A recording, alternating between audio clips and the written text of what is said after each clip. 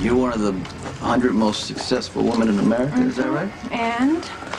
Well, I'm sure that along the way you've learned that anything worth having doesn't come for free. I have already, in fact, offered to pay for the flash drive in question, which does constitute extortion. However, since I'm in no position to quibble, will you just name your price? Hopscotch. Excuse me? Well, Connie Falconeri used to always brag that she was the best hopscotch champ in the world, whatever, so you know what? I just want to see if you still have the skills. Oh, are you serious? What do you think? Okay, I'm gonna need some assurances before I begin. Yeah, what kind? You better give me your word that there are no paparazzi perched in a nearby tree just waiting to snap exclusive photos of this little demonstration. To accompany, no doubt, tomorrow's Page 6 article, how Kate Howard, editor-in-chief of Couture magazine, was really born Constance Louise Falconeri of Bensonhurst. Are you always this paranoid? I mean, it's not like you bumped off the real Kate Howard and took her place. You changed your name. I mean, stupidly, in my opinion, to turn yourself into the kind of person who could run a fashion magazine. Excuse me. The fashion magazine. And another thing that hasn't changed is your ego. Because Connie Connie Falconeri used to think she was the best at everything, and whether it be grades, whether it be hopscotch, and she made sure everybody knew. Yeah, see, I don't remember you being overly modest in high school. Yeah, all the girls at Sacred Hearts just threw themselves at your feet, and you loved it. Think so? Oh, please. You know very well the effect those dimples have on women. Flattery will not get you anywhere, my dear. And if you want that flash drive back, you're gonna have to show me your game. Keys.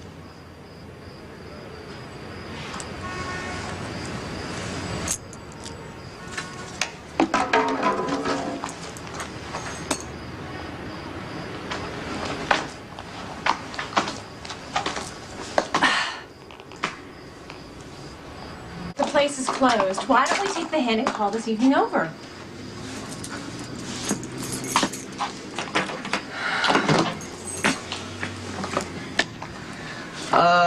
I'm not quite ready to give up the flash drive. I have tried really hard to keep this pleasant, and maybe, in an odd way, have enjoyed this brush with the past I never intended to revisit. But there are limits, Sonny. You have perfected this whole Ice Queen thing, and I'm sure everybody in the fashion world, they're trembling, but it doesn't do anything to me, so why don't you give Kate Howard a rest and let me catch up with my friend Connie? You just love having leverage over me, don't you? Well, you know what? In my line of work, leverage can mean the difference between life and death. I'm just trying to jerk you around a little bit. Oh, great! Well, now that you've admitted it, what will it take to make you stop? Okay, Connie Falconeri, she used to work at a bakery. Remember Harvey's? Yeah? You used to pull cappuccinos? Look, I don't care about Connie Falconeri, all right? She is gone. Well, you better conjure up real fast. Otherwise, you're not going to get what you want. You never used to be such a bully. Well, you know, but I pretty much always got what I wanted. Never really saw you that way. No? How'd you see me? Oh, the same as all the other girls at Sacred Heart. You're sexy, irresistible, bad boy. But that was all in the circus. I always had the feeling that you were hiding some deep, dark secret. But I don't know, maybe that's what you wanted to project. Is that why you never took me home to see your mother? I didn't get along with my stepfather. And by the time we started dating, I wasn't living at home for nearly a year. Well, whatever it was, it must have been pretty horrific for you to choose a life in organized crime. If I were a gangster, I'm not admitting to anything. Would it bother you? Wouldn't bother Kate Howard at all. Might make the girl who used to be Connie Falconeri a little sad. You know... Joy. Well? If the couture gig ever falls through, I'm sure Stella would love to have you working behind the counter. Probably get your job back. What do you think? Oh, if anyone knew I could make my own cappuccinos. Let's put it this way. My second assistant spends most of her day fetching me soy vanilla lattes. Second assistant? You must be a big deal. Oh, I think we've already established that. Not that you're insignificant by any means. Coffee importing's been very good to me. Okay, I didn't become editor-in-chief of a top publication without learning how to do my own research. Right.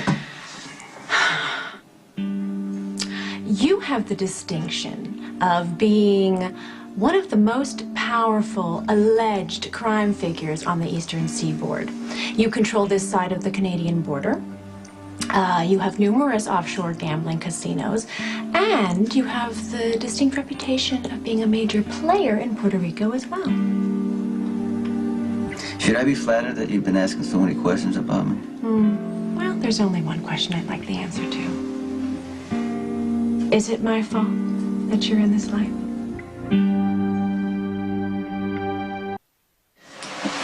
If you're asking me what would have happened if you had shown up the night that we were supposed to run away together, I don't know. I don't have an answer to that. I mean, who knows? We could be married right now with 5 children. Or we could have, gone a mile down the road, gotten in a big fight, and been broken up 3 days later. I mean, there's no way of knowing what's going to happen in life. So you have no regrets? There are things along the way that I'm not proud of that I did. But it's given me a certain amount of money, power, respect, and 3 beautiful children that I would not trade for the world.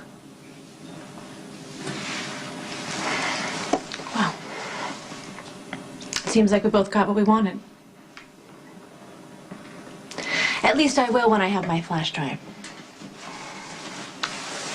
All right. You've earned it. Well, it's been interesting. And despite the inconvenience, it has been nice to see you again. I do expect that this is the last I'll ever hear of Connie Falconeri. Connie who? Bye, Dimples.